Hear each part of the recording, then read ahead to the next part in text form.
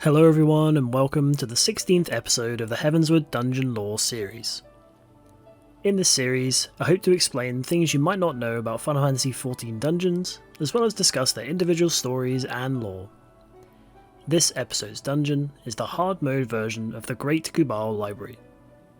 Before the famous Sharlayan exodus from the Dravanian hinterlands, in which they fled to the northern homeland of Old Sharlayan to avoid involving themselves in the war with Garlemald, the facilities and buildings scattered across the region were filled with a myriad of experiments and research notes. However, no building could come close to the repository of knowledge built into one of the mountains known as the Great Gubal Library. As it held so many secrets and bountiful amounts of knowledge within its walls, the place was sealed by the unwilling caretaker who chose to stay behind, Master Matoya herself.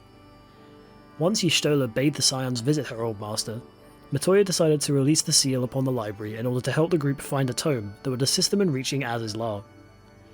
Since then, the library has laid open, allowing any strong enough to evade the attacks from the familiars and guardians of knowledge to peruse any tome they wished. After recovering from our bout against the Warriors of Darkness, we finally regroup in the Rising Stones with every surviving Scion joining us, including Ida and Papalimo, both of whom finally rejoined the cause. Inclusive of this are Kryl and Alizé, both also accepting the title of Scion. After parting with our allies for the time being, the Warrior of Light finds themselves speaking to Midnight Dew in Idleshire, who appears to have been on the search for us. She has heard the tale of our original visit to the library, and can barely believe that a talking broomstick was our guide. Nonetheless, she has a job from a client requesting a specific tome from within the library, but unfortunately our meddling has inadvertently allowed many a creature to wander in and out of the place at will. Midnight Dew, however, looks past our easy mistake and asks that we simply clear out the place again to fetch the tome, and heads off to the hinterlands to meet us there. Just outside the entrance doors, we meet Midnight Dew and she directs us to the left-hand doors leading down to the forbidden archives of the library. She informs us, however, that this is as far as her contract allows her to go, and bids us good luck and to keep our voices low, as after all, this particular library is still just that.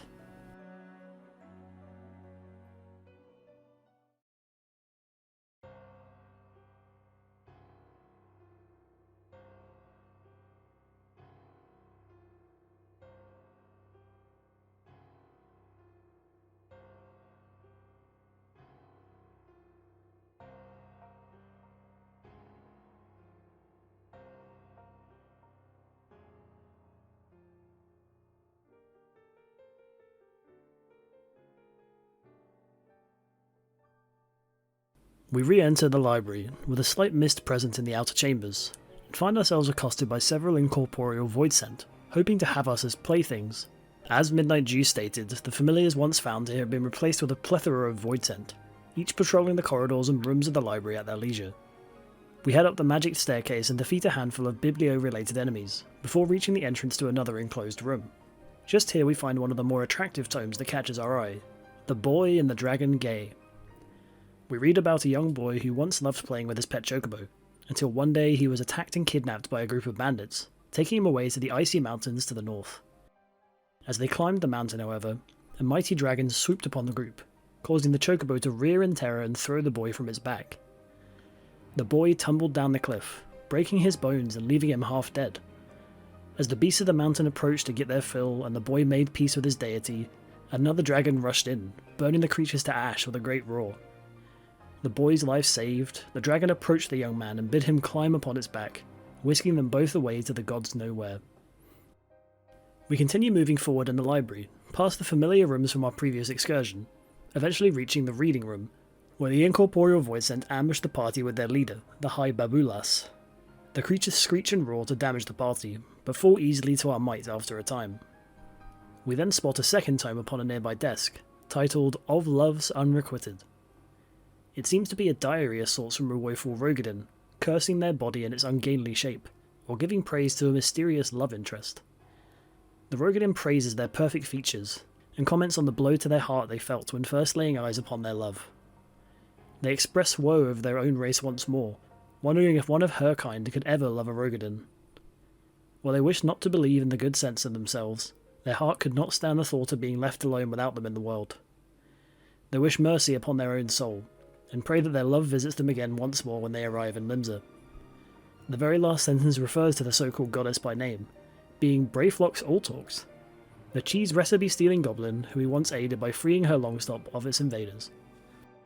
After this, we move into the Hall of Magics, where the party is met with a minor case of deja vu. The demon of the tome, seemingly alive after our original encounter, stands awaiting us once more, blocking our path. As we approach the Void Scent, however, the apparent illusory tome vanishes and the demon strides forth in its entirety. Unlike its previous battle, the demon this time uses his tomes to his advantage. Using Folio, the demon unleashes books to slam upon the small bridge in various formations. Firstly, a tome slams in the centre of the arena, pushing back the party to either side. Next, the same happens again initially, but following this a pair of tomes land at either edge of the arena, threatening to collapse upon any nearby. After being pushed back once more, the group must run to the centre of the arena to avoid the falling books. The last folio causes pairs of books to fall at the sides of the bridge, each again collapsing in their pairs. The party must dodge to the last set to fall, and move out once one side is clear, after which they manage to bring down the demon. We carry on through the following corridor where yet more Voidsent patrol the halls. Defeating them as we continue deeper into the library, we turn the corner and arrive at the Etherology end. We find yet another tome on a desk in this room, titled Over the Horizon Redux. This book goes into detail about the Mamulja, a beastman race that once took over the decrepit Wanderer's palace and captured the tomberies there. We read on about their impressive society, but explorers were amazed to find that rather than being a uniform single-status race, the Mamulja actually have several varied tribes, each with differing appearances and culture. The Hubigo have noticeable round scales and long combs. The Bunawa possessed blue-tinged scales and large eyes, and the Dopro are mottled compared to their kin.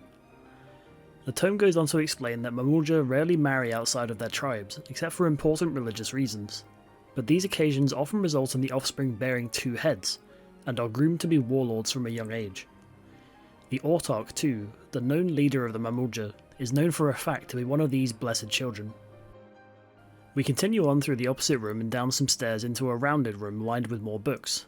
Lying nearby on the floor is an odd tome about the culinary applications of the Coblin. The preamble talks of the origins of delicious meats found in Eorzea, and how ancestors once must have simply braved the taste of the creature in question in order to test its flavour. So it was that the author of the book took it upon himself to move to try a yet undiscovered flavour, being the mineral-like bodies of the Coblin, creatures usually seen around ore deposits and mineshafts.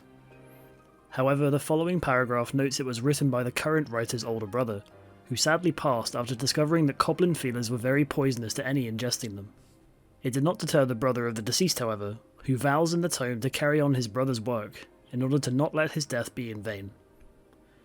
Continuing on once more, we find many of the nearby tomes coming alive to attack the party, and after defeating them we reach the Astrology and Astronomy camera, where we find a large quantity of a living flame awaiting us.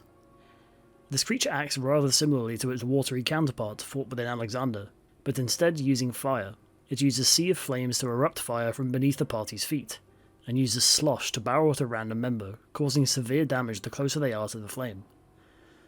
When injured, the flame returns to the centre of the arena and begins transforming, emerging as a typhoon of flame, spinning constantly and engulfing the edge of the room with fire.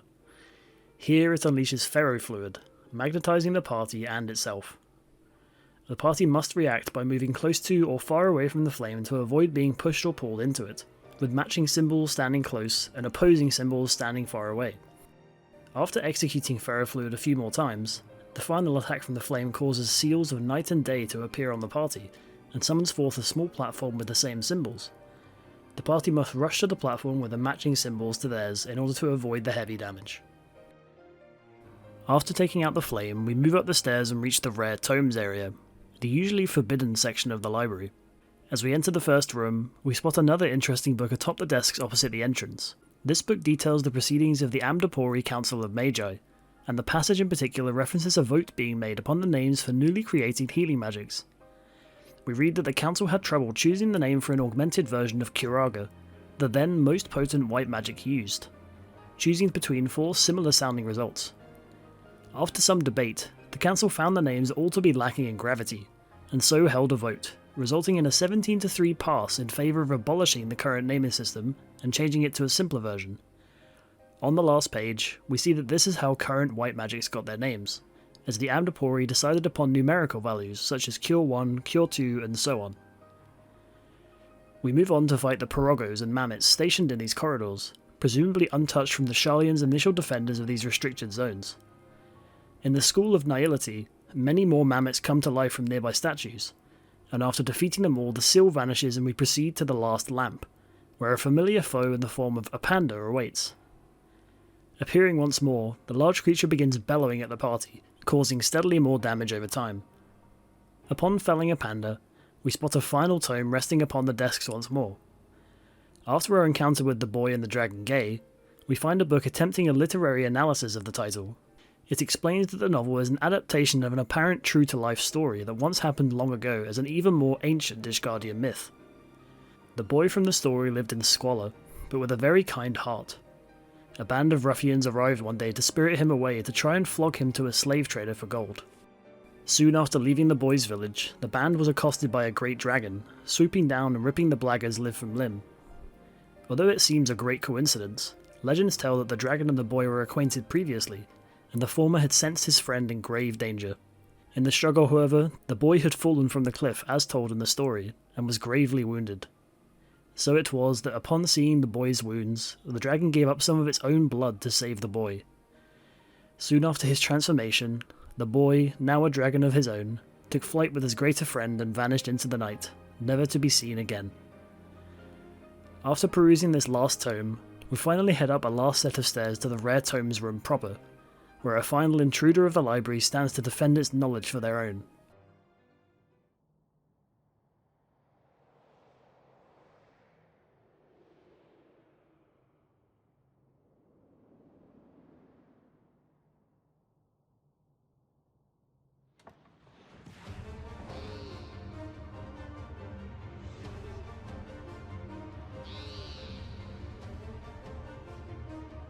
Strix, an owl-like creature sat upon a chair of some fashion, descends, ready to not only defend, but wield the knowledge of the room against the party.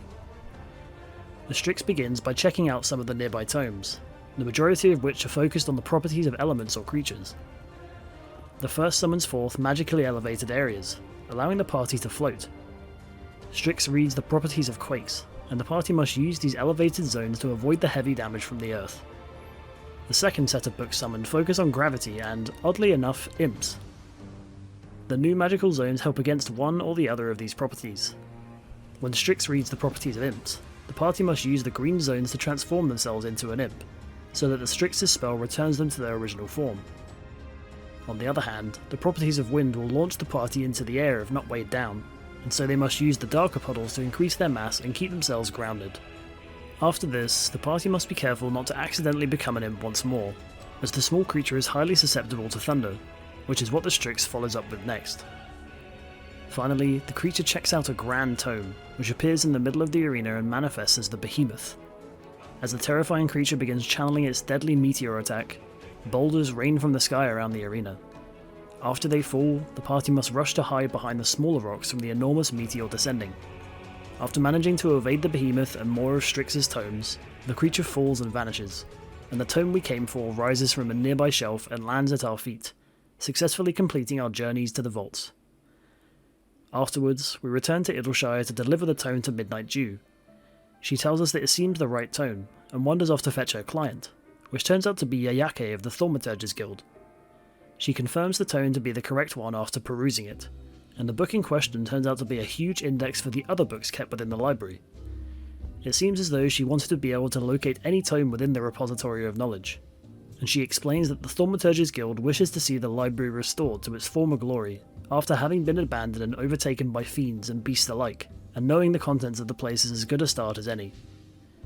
Midnight Dew notes that if the library were rebuilt, many scholars and other learned minds would visit, bringing much business back to the hinterlands and Idleshire. Yayake agrees, hoping to hire the people needed when the time comes. Rather worryingly, Yayake makes a passing comment about the ever higher destructive powers they might obtain with the library's knowledge, but thanks us all the same before returning to the Thaumaturge's Guild. And that's the end of the story and lore of the hard mode version of the Great Gubal Library, a second branch of the grand wellspring of knowledge left by the Sharlayans, with yet more invaders and defenders blocking our path. But with the index recovered, the library could be well on its way back to the paradise for scholars it once was. I hope you enjoyed this video. If you did, leave a like and subscribe to the channel for more Final Fantasy XIV lore, and I'll see you next time for Baelsar's Wall.